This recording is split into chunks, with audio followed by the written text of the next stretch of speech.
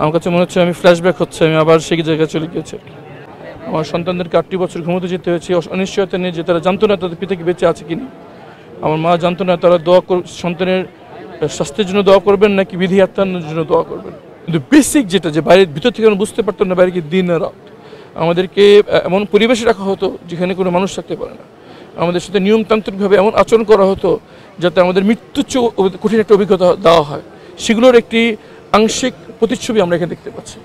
তো আমরা জাস্ট একটা ফ্লেভার নিয়ে আসার জন্য চেষ্টা করেছি, যে এই প্রজন্ম যেন বুঝে যে এই ফ্যাসিস্ট রিজিম কত নগ্নভাবে, কত খারাপ ছিল, তারা কত মনস্টার হিসেবে তারা নিজেদেরকে তৈরি করেছিল, মানুষের ন্যূনতম মানবিক মূল্যবোধগুলো তারা নষ্ট করে ফেলেছিল।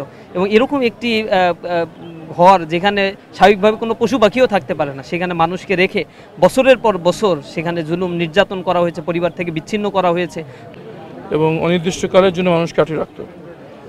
মৃত্যুর চেয়ে কঠিন অভিজ্ঞতা দেওয়ার জন্য তারা সেখানে সেই ব্যবস্থা করেছিল। এবং আমরা যারা ওখানে ছিলাম, আমাদের কাছে মনে হতো আমাদেরকে জীবন্ত কবর দিয়ে দেওয়া হয়েছে। এবং এখান থেকে হয় ওখানে মৃত্যু, আর না হয় তারা তাদেরকে অন্য কোনো কারণে ওখান থেকে বের করতে চায়, শুধু তারাই বের হতে পারত। এবং হাজার জীবন শাহাদাতের বিনিময়ে আমরা সেখান থেকে বেরোতে পেরেছি, মুক্ত আকাশে বেরিয়ে আসতে পেরেছি, আলহামদুলিল্লাহ। প্রথমত স্যামকে ধন্যবাদ জানাই এরকম একটা আয়োজন করার জন্য। আমাদেরকে এই ধরনের আয়োজনের মাধ্যমে সেই জুলাইয়ের স্মৃতিকে, জুলাইয়ের চেতনাকে জাগ্রত রাখতে হবে, যাতে এই বাংলার মাটিতে আর কোনো দিন কোনো আয়নাঘর তৈরি হতে না পারে। আমার মতো আর কোনো মানুষকে যেন সেই পরিবার থেকে বিচ্ছিন্ন হয়ে বছরে বছরে সে অন্ধকার ঘরে থাকতে না হয়। আমরা এমন একটা বাংলাদেশের স্বপ্ন দেখি আসুন, বিশেষ করে শহীদরা জীবন দিয়েছিল নতুন বাংলাদেশের জন্য, যে বাংলাদেশের মানুষের অধিকার আছে সবচেয়ে পবিত্র জিনিস। আসুন আজকে এই আয়নাঘরের স্মৃতিতে আজকে যে অনুষ্ঠানের আয়োজন করছি, সাইমুম তাদেরকে ধন্যবাদ জানাই। আমরা নতুন করে সে চেতনায় উদ্বুদ্ধ হই এবং আজকে থেকে শপথ গ্রহণ করি যে নতুন বাংলাদেশ না করা পর্যন্ত আমরা ঘরে ফেরত যাবো না। এবং মনে রাখতে হবে, ইংলিশে একটা প্রবাদ রয়েছে যে revolution starts with the fall of the regime. 5ই আগস্ট বিপ্লব হয়নি, বিপ্লব শুরু হয়েছে মাত্র। আমাদের এই বিপ্লবকে বাস্তবায়ন করে ঘরে ফেরত যেতে হবে। এবং আজকের এই অনুষ্ঠান সাইমুমের সেই লক্ষ্য অর্জনের জন্য একটি গুরুত্বপূর্ণ পদক্ষেপ। এবং সাইমুমের এবং অর্গানাইজার যারা আছেন এবং মূল সংগঠন ছাত্র শিবির সবাইকে অন্তর থেকে ধন্যবাদ জানাচ্ছি। তারা একটি গুরুত্বপূর্ণ কাজ করছে, যে কাজটি সরকার করা উচিত ছিল। তারা দেখিয়ে দিয়েছেন সরকারে না যেও তারা কীভাবে নেশন বিল্ডিংয়ে তারা কাজ করতে পারে।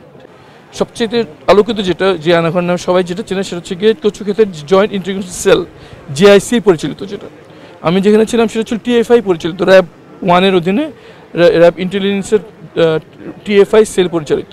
এরকম আরও একাধিক আছে, সবটার সাথে কিছু না কিছু ডিফারেন্স আছে। কিন্তু বেসিক যেটা, যে বাইরের ভিতর থেকে আমরা বুঝতে পারতাম না বাইরে কি দিন রাত। আমাদেরকে এমন পরিবেশে রাখা হতো যেখানে কোনো মানুষ থাকতে পারে না। আমাদের সাথে নিয়মতান্ত্রিকভাবে এমন আচরণ করা হতো যাতে আমাদের মৃত্যুর চেয়ে কঠিন একটা অভিজ্ঞতা দেওয়া হয়। সেগুলোর একটি আংশিক প্রতিচ্ছবি আমরা এখানে দেখতে পাচ্ছি। সত্যি অর্থে কোনো মানুষের পক্ষে তো স্বাভাবিকভাবে এটা আবার রিক্রিয়েট করা সম্ভব না। কিন্তু সাইমুম যা করে দেখিয়েছে তা সত্যি বিস্ময়কর এবং ক্রেডিট দেওয়ার দাবি রাখে। এবং আমি মনে করি সরকারের জন্য তারা একটা অনুকরণীয় পদক্ষেপ দেখিয়ে গিয়ে এই পদক্ষেপ সরকারকে নেওয়া উচিত। এবং এরকম একটি স্থায়ী আয়নাঘরের একটা জায়গা থাকা দরকার, যাতে মানুষ দেখতে পারে যে ফ্যাসিস্টের ক্ষমতা ধরে রাখার জন্য কী করেছিল মানুষের সাথে। আয়োজনটা তো সাইমুম শিল্পী গোষ্ঠী করেছে। আমাদের এই সাইমুম শিল্পী গোষ্ঠীতে যারা কাজ করে, আমাদের সুস্থ সংস্কৃতির নান্দনিক বিকাশের জন্যই তারা তাদের কাজগুলো করে থাকে। তো যে আয়নাঘর সংবাদ মাধ্যমে আমরা দেখেছি, অথবা আমাদের যারা প্রত্যক্ষদর্শী সেখানে ছিলেন, তাদের বর্ণনায় আমরা যেটা পেয়েছি, তার আলোকে ভাইয়েরা এটা করার জন্য চেষ্টা করেছে।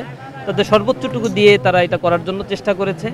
আর কতটুকু সাদৃশ্য আর কতটুকু সাদৃশ্য না, সেটা তো প্রত্যক্ষদর্শী যারা, তারাই ভালো বলতে পারছেন। আমরা জাস্ট একটা ফ্লেভার নিয়ে আসার জন্য চেষ্টা করেছি, যে এই প্রজন্ম যেন বুঝে যে এই ফ্যাসিস্ট রিজিম কত নগ্নভাবে, কত খারাপ ছিল, তারা কত মনস্টার হিসেবে তারা নিজেদেরকে তৈরি করেছিল, মানুষের ন্যূনতম মানবিক মূল্যবোধগুলো তারা নষ্ট করে ফেলেছিল।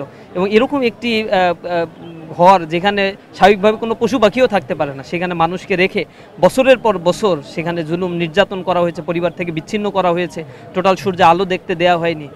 অস্বাভাবিক এই জুলুম নির্যাতনের এই চিত্রটা যেন এই প্রজন্মের কাছে একটু ফুটে ওঠে এবং তারা যেন বুঝে হাসিনা কেমন ছিল এবং এই রিজিমটা কত ভয়ঙ্কর ছিল এই বাংলাদেশের জন্য, এই বাংলাদেশের মানুষের জন্য। আমরা যেটা মনে করেছিলাম মানুষের স্বতঃস্ফূর্ত অংশগ্রহণ, তা তো হচ্ছেই, আরও মানুষের উপচে পড়া ভিড়, আমাদের কাছে আরও আবেদন আসছে, আমরা যেন আরও একটু স্ট্যান্ড করি।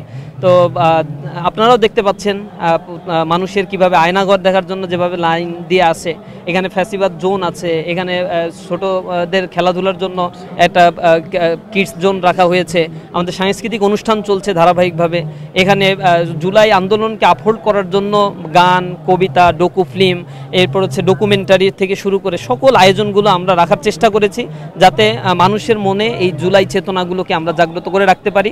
আমরা মানুষের কাছে আহ্বান জানাই এখানে যেন তারা এসে যেন এই ছোট্ট প্রয়াসটা দেখে যায় এবং আমাদের জন্য যেন দোয়া করে। সাইমুম শিল্পী গোষ্ঠী যেন এই আয়োজনগুলো আরও ধারাবাহিকভাবে সামনে করতে পারে, সেজন্য সকলের কাছে দোয়া চাচ্ছি, সকলকে আমন্ত্রণ জানাচ্ছি।